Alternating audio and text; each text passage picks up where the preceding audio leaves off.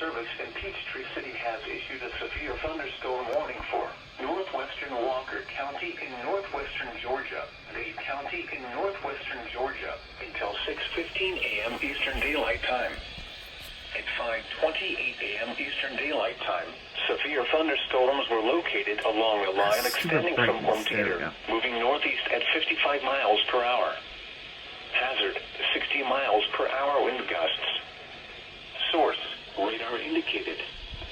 Impact, expect damage to that roofs, doesn't go off, so. siding, and trees.